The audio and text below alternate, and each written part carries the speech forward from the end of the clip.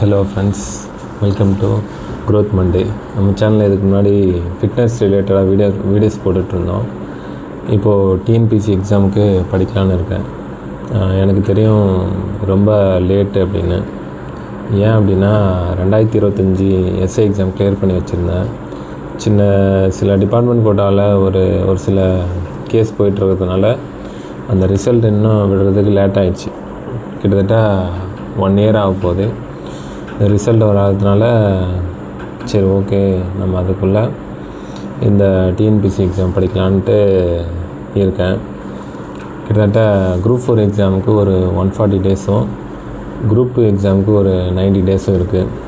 நம்ம திருவள்ளுவர் சொன்ன மாதிரி தெய்வத்தால் ஆகாத நினம் முயற்சிதான் மெய்வர்த்த கூலி தரும் அப்படின்ட்டு திருவள்ளுவர் சொன்ன மாதிரி முயற்சி பண்ணுவோம்.